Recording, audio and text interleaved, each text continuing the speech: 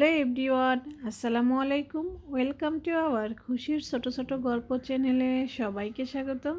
কেমন আছেন সবাই? আশা করি অনেক অনেক ভালো। শেয়ার করছি মাত্র 1 কাপ সুজি দিয়ে সকালের ব্রেকফাস্ট। এটা দেখতে যেরকম সুন্দর, খেতেও কিন্তু ভীষণই মজার। আপনারা চাইলে বাচ্চাদের টিফিনেও দিয়ে দিতে পারেন। আর এটা বানানো একদমই সহজ, মাত্র 10 মিনিটেই বানিয়ে ফেলতে পারেন মজার নাস্তাটি। বিশেষ করে বাচ্চারা অনেক বেশি পছন্দ করবে। তাহলে চলুন দেখে নেই কীভাবে বানালাম নাস্তাটি। প্রথমে এখানে আমি একটি ব্লেন্ডারের জার নিয়ে নিয়েছি, দিয়ে দিচ্ছি 1 কাপ সুজি। 1 কাপ সুজির জন্য এখানে আমি 1.5 কাপ পানি দিয়ে দিচ্ছি। পানি দিয়ে 10 মিনিট আমি অপেক্ষা করব। দেখুন 10 মিনিটে কিন্তু অনেকটাই ফুলে গিয়েছে। এবার আমি ব্লেন্ড করে নিব। খেয়াল রাখতে হবে যেন দানাদার না থাকে। তো ব্লেন্ড করা হয়ে গিয়েছে, এবার আমি একটি পাত্রে ঢেলে নিচ্ছি। ব্যাটারটা কিন্তু পাতলা করেই করে নিতে হবে। এবার আমি এখানে একটু দেখিয়ে দিচ্ছি কতটা ঘন আর পাতলা হয়েছে।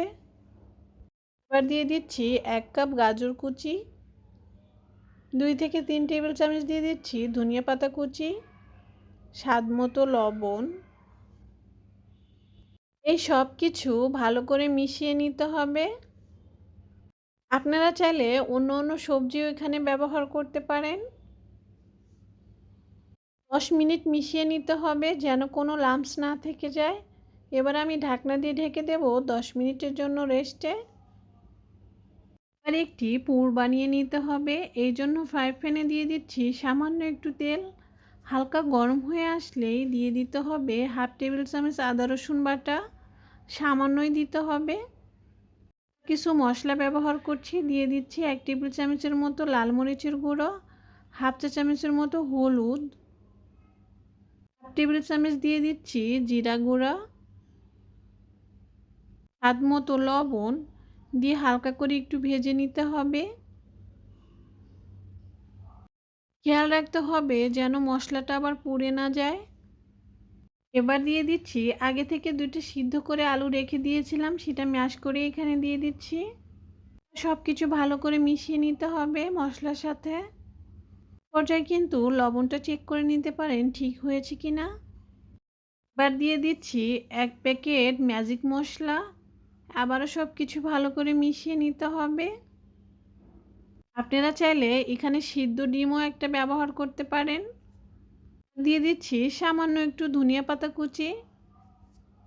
আবারও সব কিছু ভালো করে মিশিয়ে নিতে হবে। আপনাদের কাছে যদি ধনিয়া পাতা না থাকে তাহলে দেওয়ার কোনোই দরকার নেই। আমার হয়ে গিয়েছে, নামিয়ে ঠান্ডা করতে রেখে দিব। এবার আমি নাস্তাগুলো বানানোর জন্য একটা ফ্রাই প্যান নিয়েছি আর সামান্য একটু তেল দিয়ে দিলাম। চারিপাশে ভালো করে লাগিয়ে নিচ্ছি যেন লেগে না যায়। অবশ্যই ভালো করে গরম করে নিতে হবে। এবার আমি 2 টেবিল চামচ দিয়ে দিচ্ছি ব্যাটার। দিয়ে ভালো করে একটু ছড়িয়ে দিতে হবে এবং সমান করতে হবে। এটা ভালো করে চারপাশে ছড়িয়ে দিচ্ছি যেন একটু পাতলা হয়। নাস্তাটি খেতে কিন্তু ভীষণই মজার। আশা করি আজকের রেসিপি আপনাদের কাছে অনেক বেশি ভালো লাগবে। আমি 1 মিনিটের মতো অপেক্ষা করছি। এখন উপরটা কিন্তু পুরোই হয়ে গিয়েছে। থেকে যে পুরটা বানিয়ে রেখেছিলাম সেটাই আমি মাঝখানে দিয়ে দিলাম। এখন 2 পাশ থেকে ফোল্ড করে নিতে হবে। দেখে কিন্তু বুঝে নিতে হবে আমি কিভাবে করছি। চারপাশ থেকেই করে নিতে হবে। বন্ধুরা, যদি আমার ভিডিও ভালো লেগে থাকে তাহলে প্লিজ আমার চ্যানেলটাকে সাবস্ক্রাইব করে দিবেন, আমার পাশে থাকবেন। অবশ্যই কিন্তু বন্ধুদের সাথে শেয়ার করতে ভুলবেন না। কথা বলতে বলতে একটা নাস্তা কিন্তু আমার হয়ে গিয়েছে। এখন 2 পাশে ভালো করে ভেজে নিব। আপনারা চাইলে তেলের পরিবর্তে ঘিও ব্যবহার করতে পারেন। নাস্তাটি হয়ে গিয়েছে, এবার আমি তুলে দেখাচ্ছি কতটা সুন্দর হয়েছে দেখতে। একইভাবে সবগুলো নাস্তা বানিয়ে নিতে হবে। আমি আরেকটি দেখিয়ে দিচ্ছি কিভাবে বানাতে হবে। আশা করি দেখে আপনারা বুঝতে পারছেন আমি কিভাবে করছি।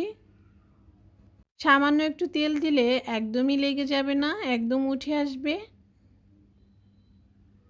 আপনারা চাইলে এটা 2 দিনের মতো ফ্রিজে রেখেও খেতে পারেন। এই নাস্তাটিও আমার হয়ে গিয়েছে। এবার আমি তুলে নিচ্ছি। এবার একটি কেটে শেয়ার করছি ভিতরটা কেমন হলো। দেখেই কিন্তু বুঝতে পারছেন কতটা নরম তুলতুলে হয়েছে এই নাস্তাটি। আশা করি আপনাদের কাছে অনেক বেশি ভালো লেগেছে। তো বন্ধুরা, আবারও চলে আসবো নতুন কোনো রেসিপি নিয়ে। ততক্ষণ পর্যন্ত আল্লাহ হাফেজ।